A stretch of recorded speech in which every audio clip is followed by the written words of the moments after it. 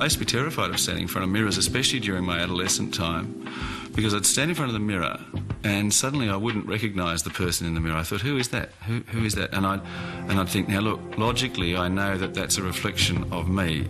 I am that person, but I wouldn't know who that person was. Cartoonist Bill Leake has had depression all his life.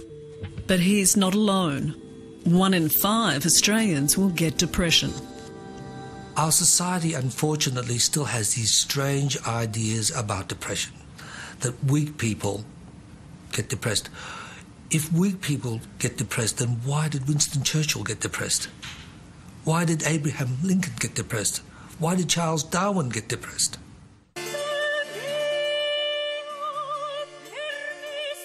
Depression, dubbed the Black Dog by Winston Churchill, is one of the biggest medical problems facing the world today.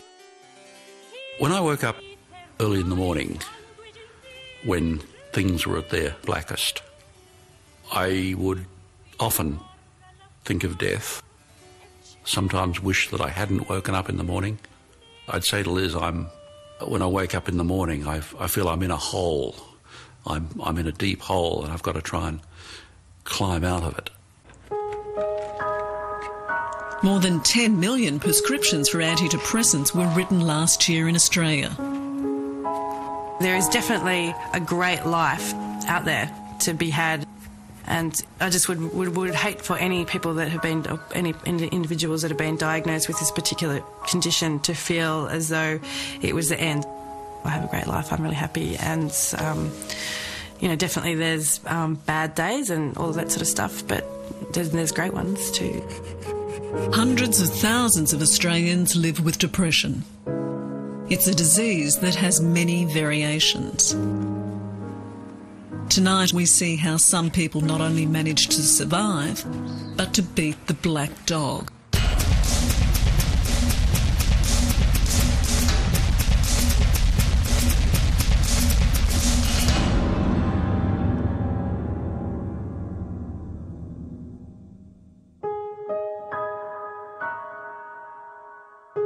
Kate was the second in a family of 4 and the only girl. She was always vivacious and bright. She was a good sport, very, very good runner, and she loved drawing. Kate's background is quite similar to mine, middle class. She went to a private school, grew up in Mossman, quite, a privileged upbringing. Dad's a judge, and her mum, although didn't really work when we were younger, but was a counsellor in Mossman. Kate and I met when I first started at Loretto. We were about 10 years old. I remember we were really young, but being instantly attracted to Kate. She's one of those girls who was always a real all-rounder. She was really good at school, obviously very talented at art, great at sports, really popular and funny, really funny. One of the reasons why I love Kate, because she lights up the room when she walks into the room. Kate O'Connor had it all. After excelling in her high school certificate, her future looked like the rest of her life had been, full of promise and reward. Then 6 months into university, things started to go terribly wrong. Kate came home from a skiing holiday in her first year at university. She was 18 and a half, and she was behaving very strangely. I just thought that she was becoming a bit moody. She was also becoming a bit more eccentric in the way that she dressed and the sort of the things that she said. I'd noticed towards the end of the ski trip that things started to look and even feel really different. I hadn't really slept much on the ski trip and was finding it really difficult to sleep. The mood swings became so erratic that week that she could be friendly one minute and magnificently groomed, which was most unusual for a university student, and her particular style anyway, to a screaming charlatan with language you wouldn't find in some of the worst streets in the world. We had a university party and Kate and I ended up having a fight, which was really quite unusual for us. Like, we've been friends for nearly 20 years now, and we don't have the sort of friendship where we fight. I was really scared because, I was petrified about losing my best friend and thought, wasn't quite sure about what the future held.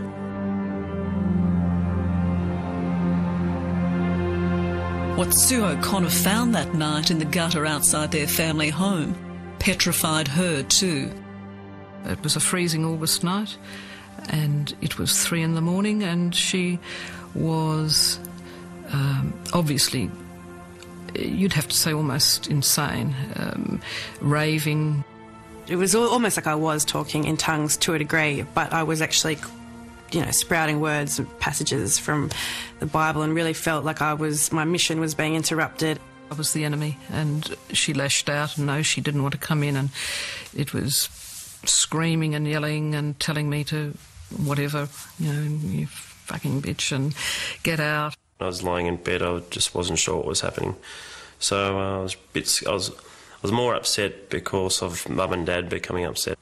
And it was terrifying, absolutely terrifying, freezing on the outside and like a rod of ice put through you, because I felt I have to do something. And what do you do?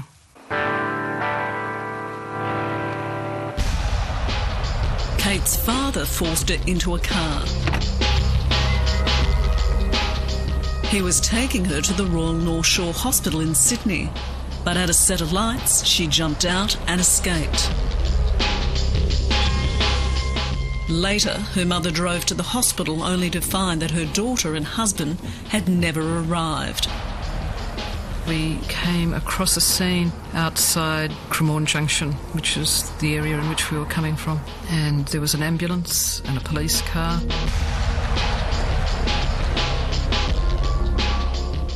Kate by now was completely psychotic and refusing to cooperate. After being threatened with a straitjacket, she gave in and was taken by ambulance to the Royal North Shore Hospital. The next day, she was scheduled involuntarily into a psychiatric hospital, where she remained for 9 weeks. In any moments of what I thought, was lucidity, I definitely didn't think I should have been there. I was definitely always thinking about some plan of escape, some plan of getting out there. It was a conspiracy that I had this special information and that I was obviously a threat to the government and the system, and I knew way too much and, had to shut me up. She always used to say, "Where's the car? Where's the car? Have you got the car? Is it outside? Come on, let's go."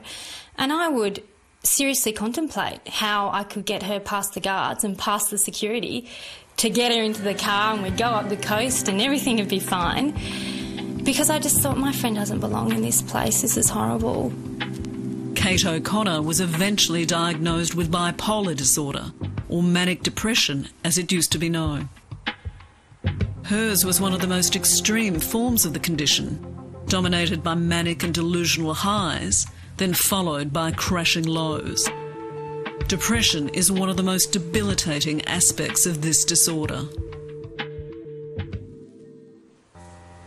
The news was shattering for Sue O'Connor, whose own mother was bipolar. It's a disease that can be up to 70% genetic. Episodes can often start with psychotic behaviour. Sue felt guilty for passing on the gene to her only daughter. I think I've dealt with that. I felt that it was my fault. I had passed this on. And yes, I have. But heavens, my mother had it passed on to her. Kate got that gene. She also got a bunch of really good genes. I was depressed and I was still in hospital, and then I came out and I was like, oh, what was that all about? And I think, definitely in retrospect, was not convinced deep down that I had a real condition. For 5 years, after that first devastating episode, Kate was well and life continued as it had been. She started painting and finished university qualifying in design and visual communications.